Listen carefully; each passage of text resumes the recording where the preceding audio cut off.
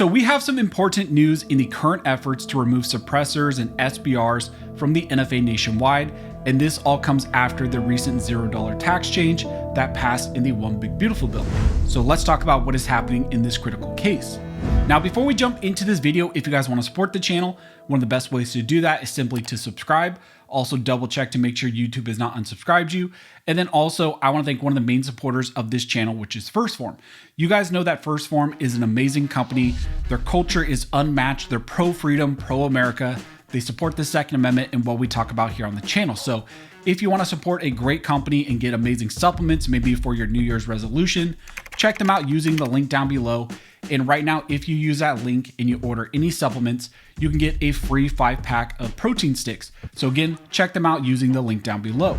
So as I mentioned in the intro, in this video, we need to talk about what is happening right now in response to HR 1, the One Big Beautiful Bill, and the recent changes to the NFA tax, taking it from $200 to $0. In response to this new NFA tax change, there have been multiple things that have developed. Recently, we talked about how some Democrats like Senator Chris Murphy introduced a proposed amendment to the military spending bill, which would increase the NFA tax requirement to $4,709 per stamp. So Democrats took action in response to the NFA tax change, but also multiple 2A organizations then launched lawsuits as a response to the $0 tax change, and they're trying to essentially finish the job and remove all of the remaining NFA restrictions on SBRs, SBSs, AOWs, suppressors, and all of these NFA regulated items.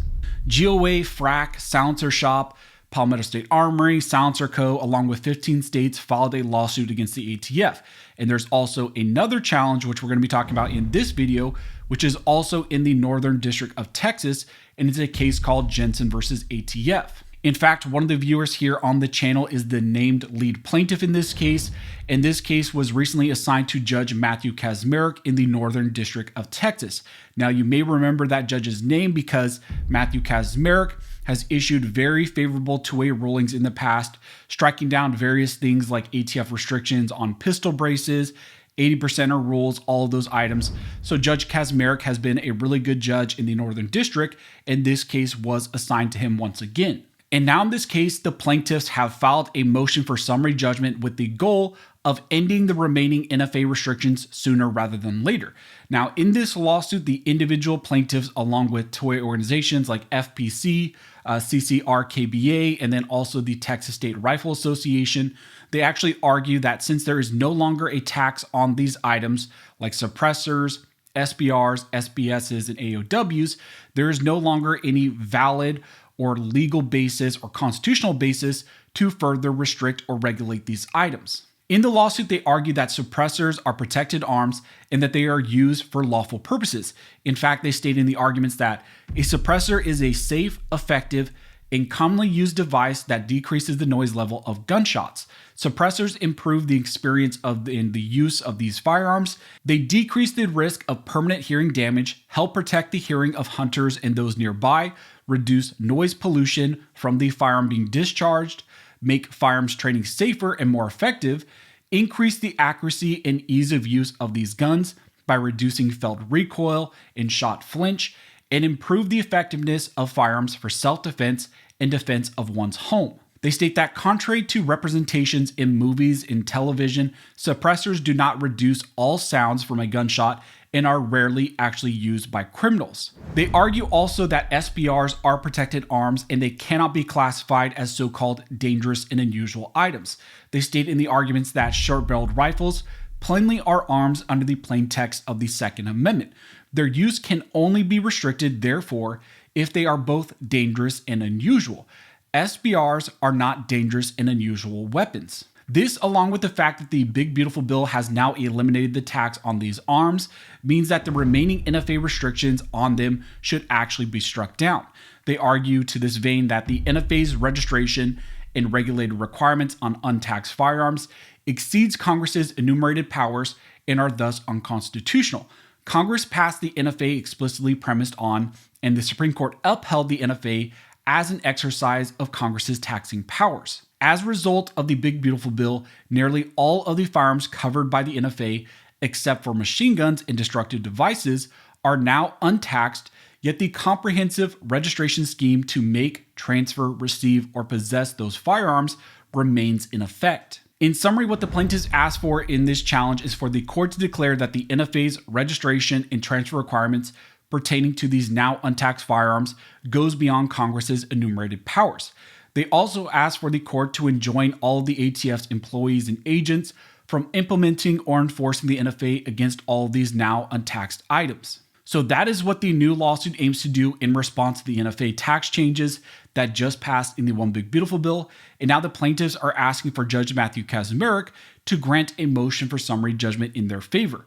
They argue that since there is no longer a tax on these items, the NFA's restrictions must be struck down, and they argue a full trial is not actually needed to rule on this issue. Now, recently, Judge Matthew Kacsmaryk issued an order in this case scheduling that the Trump administration needs to respond to this motion for summary judgment by December 19th.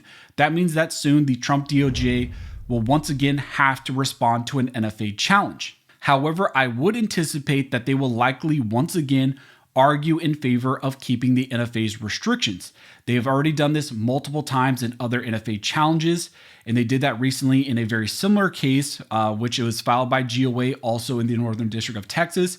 And in that case, the Trump administration and the Trump DOJ and AG Bondi, and then also everybody within the administration was saying that, they were not anti Second Amendment. They're still pro 2A, even though they're arguing in favor of the NFA. In that similar NFA challenge, also in the Northern District of Texas, the Trump DOJ argued that even though the One Big Beautiful Bill Act recently reduced the making and transfer taxes on certain NFA firearms, the statute still imposes a so-called special occupational tax on manufacturers, dealers, and importers.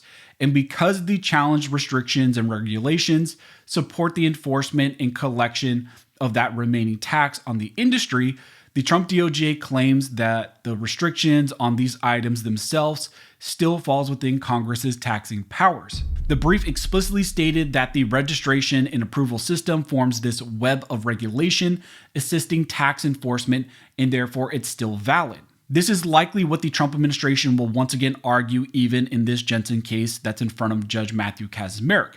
So there are a lot of moving parts right now when it comes to the NFA battle. We have cases in district courts, appeals courts, and even 2 cases currently seeking Supreme Court review of the SBR restrictions. Those 2 Supreme Court cases are currently heading to the Supreme Court conference, and that's happening on December 12th. So, about a week before the Trump DOJ is going to have to respond to this Jensen case, you're going to have 2 SBR cases go to the Supreme Court conference. So it's going to be interesting to see, how does the Trump administration respond to all of these cases. But generally, it seems that their track record is that they are going to defend the NFA, defend these remaining restrictions, and say that the NFA is still constitutional, that it's still, valid under their taxing powers, under Congress's taxing powers, and that the NFA's restriction on these items should remain, even though there is now a $0 tax because of the One Big Beautiful Bill. But this is one of those cases that I will especially be keeping my eyes on because of Judge Matthew Kacsmaryk, who has issued very solid pro 2A rulings in the past. So that's what's currently happening in this case. As we get more information, as it develops more, I will let you guys know. If you like this video and you would like to support the channel, one of the best ways to do that is simply to like, comment, and subscribe. Also, you can check out one of the 2 videos here on the screen that the YouTube algorithm thinks that you will find helpful. But as always, thank you so much for all of your support. And never forget, this nation was built by armed scholars, and this nation will be maintained by armed scholars.